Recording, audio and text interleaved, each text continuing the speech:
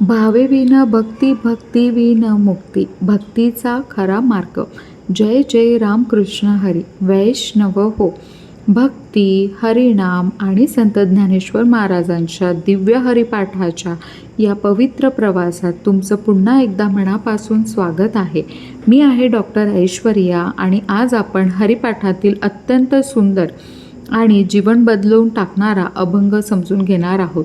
भावे विना भक्ती, भक्ती विना मुक्ती. मित्रांनो, या अभंगामध्ये संत ज्ञानेश्वर महाराज सांगतात की भक्ती फक्त शब्दांनी किंवा दिखाव्याने होत नाही, तर ती मनातील भावनेतून जन्म घेते. जर भक्तीमध्ये प्रेम नसेल तर खरी भक्ती नाही. अभंग असा आहे की भावे विना भक्ती, भक्ती विना मुक्ती, बळे विना शक्ती बोलू नये. कैसे दैवत प्रसन्न त्वरित, उगार आहे निवांत शिनसी वाया. सायसी करती प्रपंच दिननिशी, हरिसी न भजसी कोण गुणे.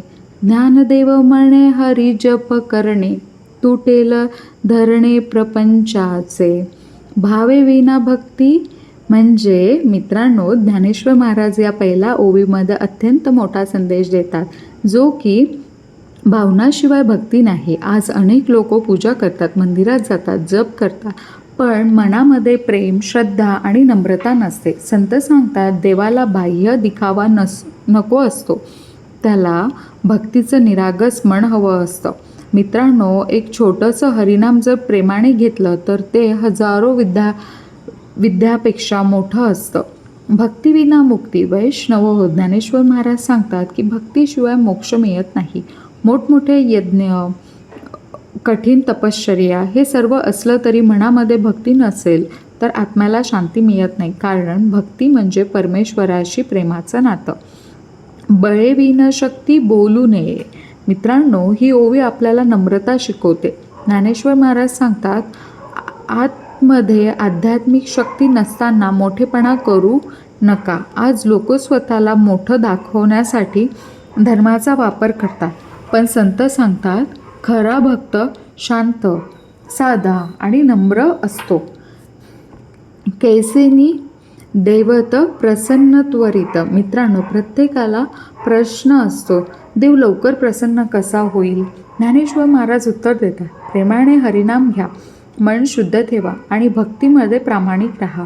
देव मोठमोठे दागिने, मोठ्या पूजा किंवा दिखावा नको असतो, त्याला भक्तांचं खरं प्रेम हवं असतं. उगार आहे निवांत शिणसी वाया. संत सांगतात फक्त आळशीपणे बसून काही होणार नाही. भक्ती म्हणजे जीवनातून अनुभवायची गोष्ट आहे. मित्रांनो, फक्त चिंता करत बसण्यापेक्षा काही मिनटं हरिनाम घ्या, मन शांत होईल. सायेसी करीसी प्रपंच दिन निशी. ज्ञानेश्वर महाराज अत्यंत सुंदर वास्तव्य सांगतात की माणूस दिवसभर रात्र संसारासाठी मेहनत करतो, पैसा, घर, नोकरी, प्रतिष्ठा, पण स्वतःच्या आत्म्यासाठी वेळ देत नाही. मित्रांनो, संपूर्ण दिवस मोबाईल कामामध्ये जातो, पण देवाचं नाव घेण्यासाठी काही मिनटं काढत नाही. हीच आजच्या जीवनाची शोकांतिका आहे. हरीसी न भजसी कोण्या गुणे. ज्ञानेश्वर महाराज विचारतात, जर देवाचं नामस्मरण नाही केलं तर जीवनाचा खरा अर्थ काय आहे हे कसं कळेल? कारण शेवटी पैसा, प्रसिद्धी, अहंकार इथेच राहणार आहे. सोबत जाणार आहे ते फक्त भक्ती, हरिनाम आणि चांगले कर्म. हरिजप करणे, तुटेल धरणे प्रपंचाचे.